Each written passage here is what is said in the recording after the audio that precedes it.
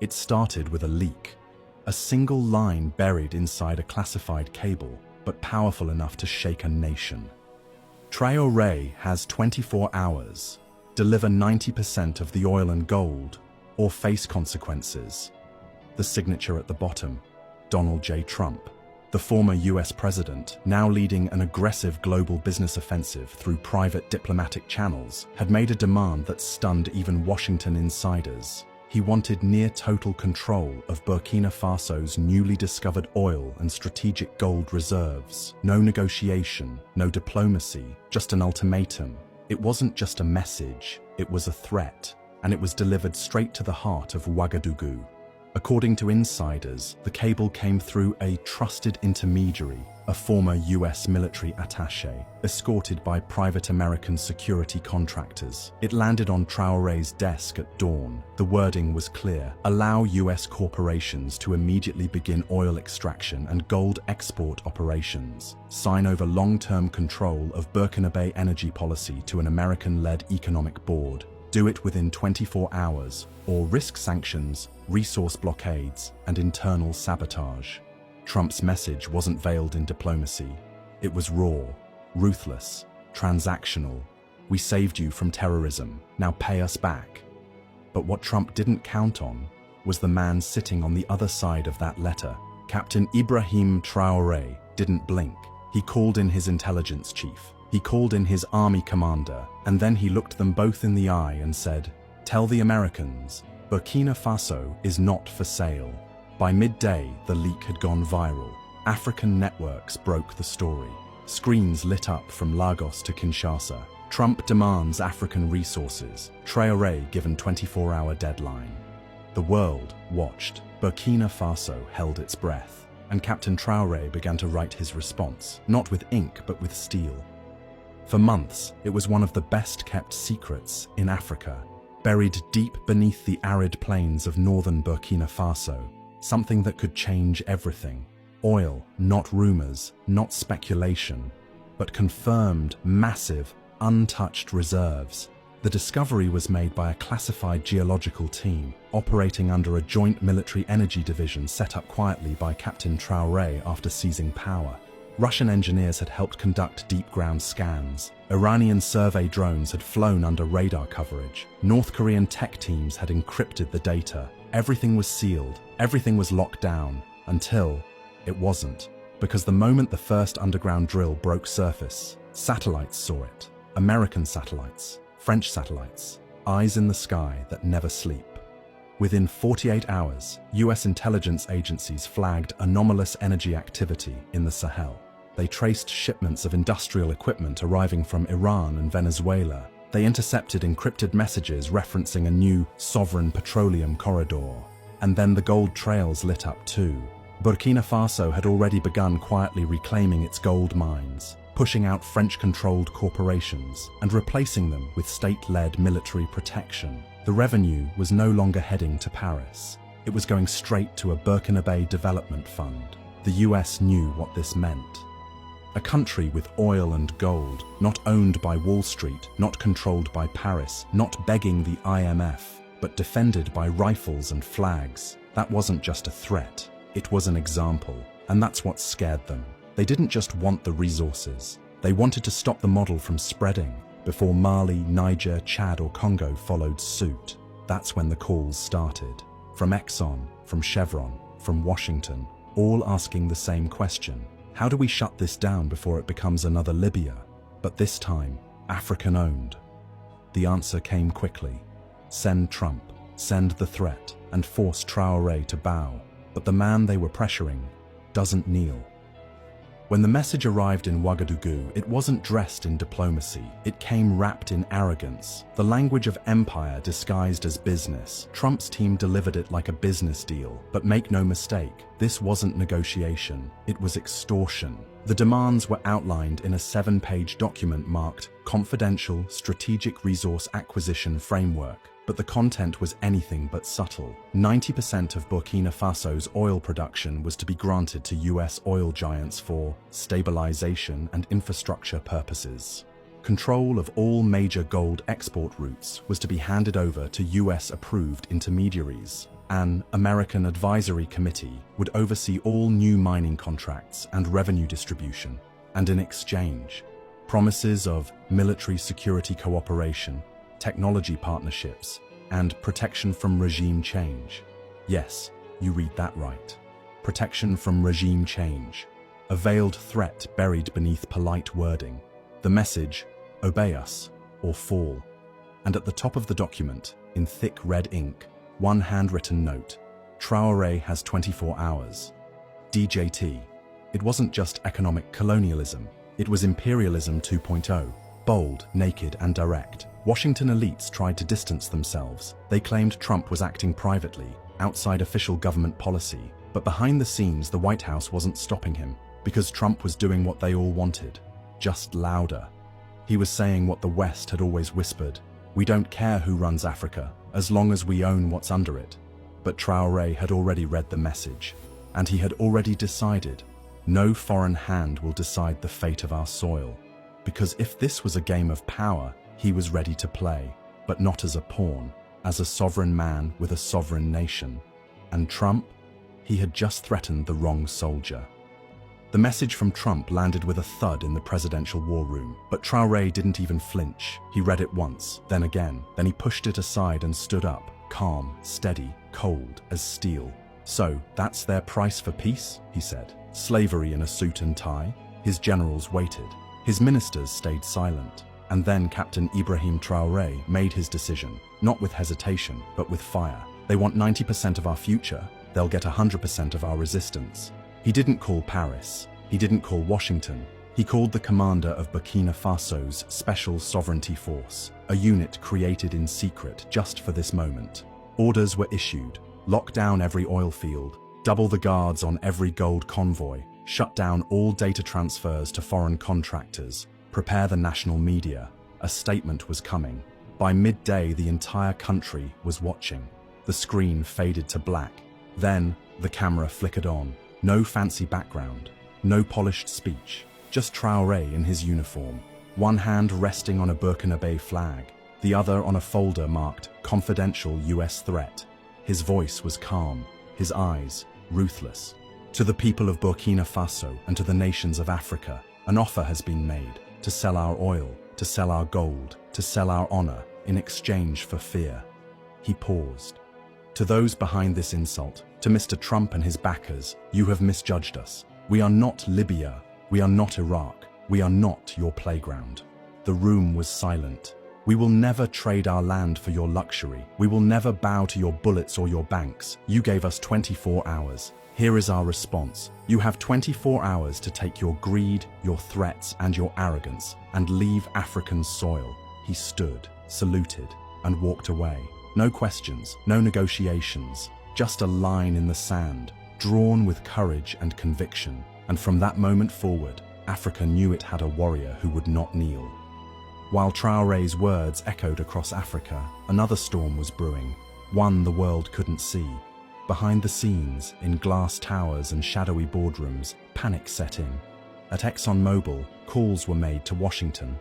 At Halliburton, strategy teams scrambled, and inside Langley, Virginia, headquarters of the CIA, red alarms were flashing. Traore didn't fold, he went public. We've got a problem. This wasn't just about Burkina Faso anymore. This was about a dangerous precedent, a sovereign African leader, backed by military power, defying the Western economic system and surviving, and worse, being celebrated for it. So the pressure campaign intensified. CIA operatives increased their presence in West Africa. Surveillance drones flew tighter patterns over Burkina's oil and gold corridors. Fake social media accounts launched whisper campaigns against Traore, calling him unstable, extreme, even mentally unfit. Private contractors from a notorious intelligence firm were reportedly spotted near the Ghana border. Their mission, destabilization from within. Meanwhile, major Western media networks, suddenly aligned in message, began a new narrative. Burkina Faso's economic isolation could trigger a humanitarian crisis. Experts warned Traore is leading his country into ruin. But inside Burkina Faso, the opposite was happening. More people lined up to volunteer for oil field security units. University students held teach-ins on sovereignty and resource justice. Women's groups delivered food and supplies to soldiers guarding gold mines. And every time a hit piece aired on CNN or BBC, Burkina youth just laughed and reposted it with the caption, "If they hate him this much, he must be doing something right."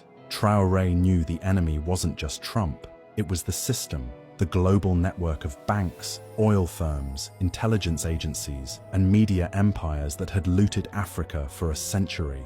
And now that machine was turning its full weight against one man. Because he had done the unthinkable, he said no, and meant it. Burkina Faso was under siege, politically, economically, and digitally, but Captain Ibrahim Traore was not alone. Just days after his defiant rejection of Trump's demand, 3 military planes touched down in Ouagadougou. They carried no bombs, no weapons, just brothers. From Mali came Colonel Assimi Goïta, silent but firm. From Niger, General Abdourahmane Chiani, face set with fire. From Guinea, Colonel Mamadi Doumbouya, walking tall with zero apologies. They entered the presidential chamber together. No ties, no handlers, no foreign flags. And when they emerged, they stood at Traore's side for the world to see. Then came the words that sent tremors across the continent. "If you touch Burkina Faso, you touch all of us." It wasn't just rhetoric, it was a doctrine. The Sahel's answer to NATO, the AES shield. Within 24 hours, the 3 nations activated joint intelligence units. AES drones began patrols across Burkina's borders. Encrypted communications were shared between mining sites and allied command posts. The alliance was no longer theoretical, it was operational. Mali offered combat-tested advisors to defend oil installations. Niger provided desert logistics teams. Guinea pledged airspace clearance for any emergency supply routes. And they didn't stop there. AES media outlets launched a counter-narrative blitz, exposing Western manipulation, highlighting African resistance, and flooding the internet with one message: our resources, our future, our fight. Across the region, people rallied. In Bamako, protests erupted in support of Traore. In Conakry, murals were painted of him standing on oil drums with the Burkina flag held high. Even in Chad and the Central African Republic, youth began chanting, "AES or death." The West scrambled to respond, but their intelligence agencies had failed to predict one thing. This was not just about Burkina Faso, this was a pan-African firewall. And Traore wasn't retreating. He was marching forward, backed by a brotherhood forged not in treaties, but in war, betrayal, and the shared dream of true African freedom. While Western powers fumed and plotted, 2 global giants were already moving, quietly, strategically, and without apology. China and Russia had entered the room, but not through loud threats or colonial arrogance. They came bearing tools, technology, and a message Traore would never forget: "You are not alone." Within 72 hours of the Trump ultimatum going public, a discreet Chinese delegation arrived in Ouagadougou. No press, no drama. Just engineers, diplomats, and one bold offer: oil refining infrastructure, designed, delivered, and built in 90 days. Gold valuation systems that eliminate Western banks from the transaction chain. And most importantly, a currency bypass system using China's digital yuan, cutting out the CFA franc and the dollar completely. Burkina Faso wouldn't just keep its oil and gold, it would control every stage of its value chain. And the Russians, they weren't far behind. The next day, a Russian Ilyushin military jet landed at a secure base near Ouagadougou. It offloaded 2 things: advanced electronic warfare equipment and dozens of unmarked crates labeled specialized defense assets. Translation: Burkina Faso's oil fields were now under the protection of Russian-grade anti-drone systems. Sources revealed that Wagner-affiliated specialists had been redeployed, not as mercenaries, but as strategic instructors, embedding directly into Burkina defense units. And the best part? All of it, every deal, every radar system, every handshake, was done without a single IMF loan. No debt, no lectures, just sovereignty for sovereignty. The West was rattled. CNN called it a dangerous axis of support. The State Department accused Traore of selling out to dictatorships.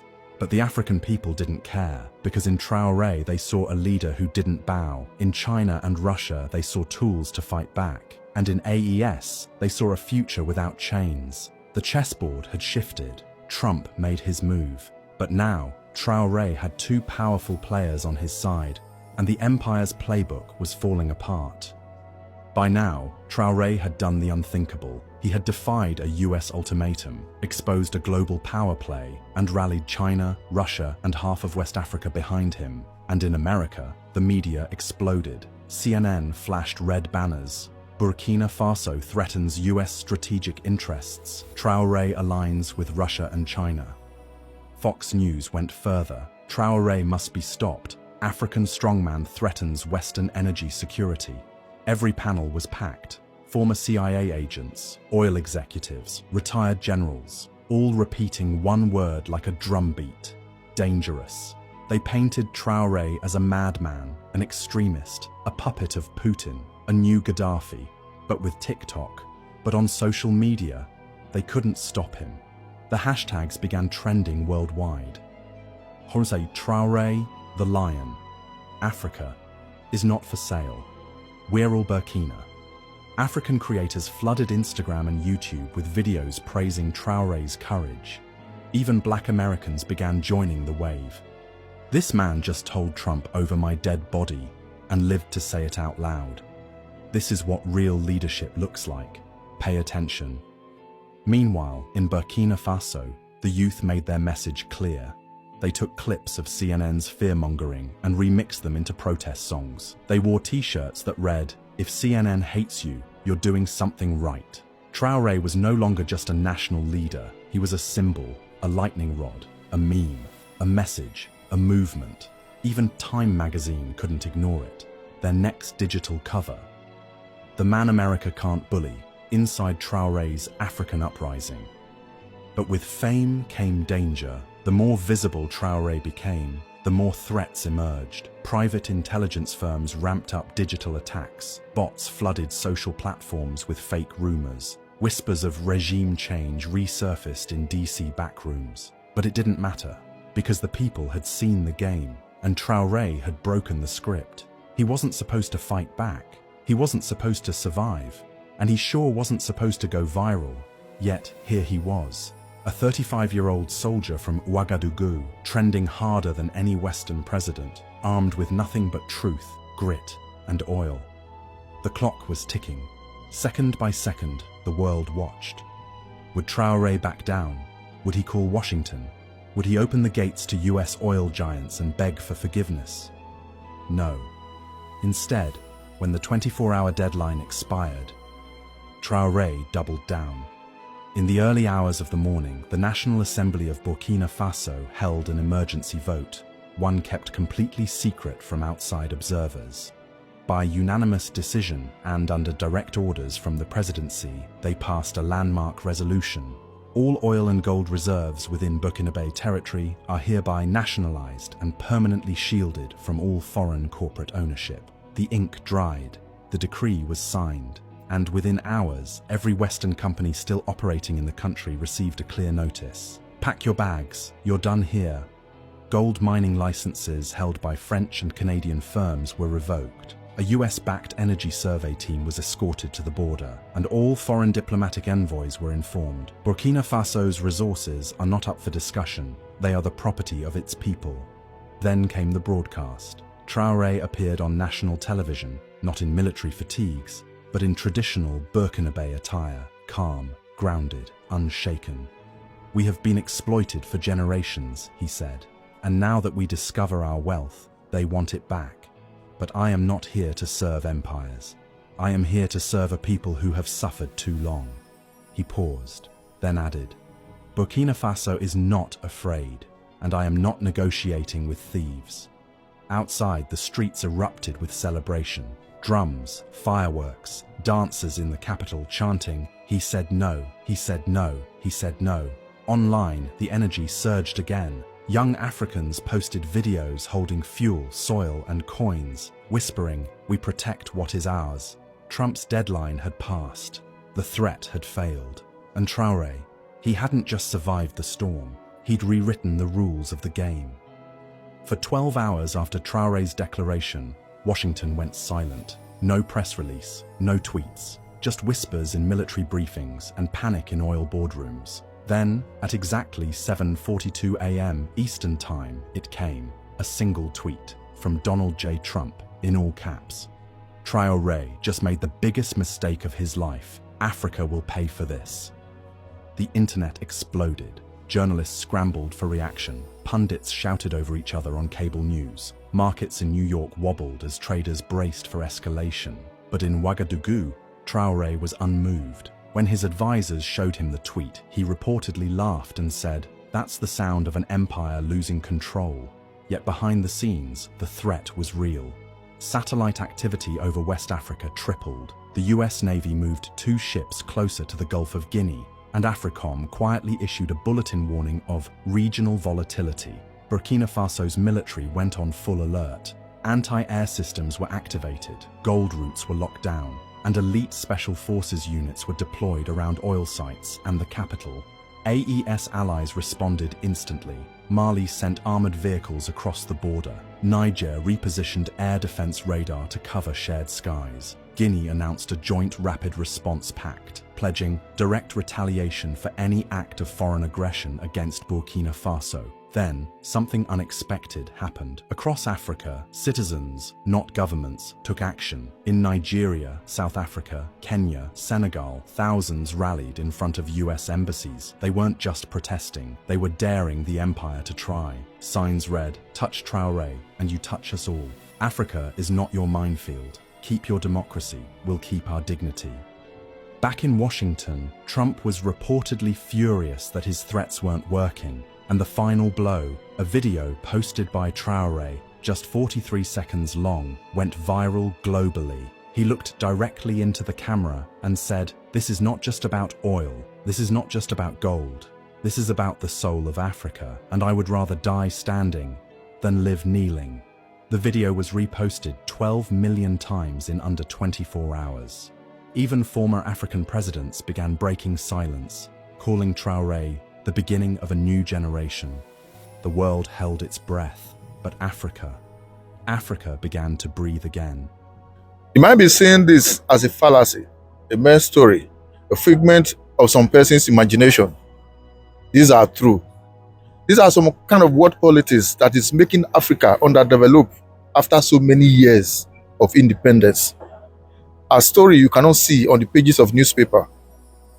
Kudos to Ibrahim Traore for this laudable move. I believe if all African leaders can begin to emulate this, there's no reason Africa will not unite above the expectations of those ones who just want us to remain perpetually poor.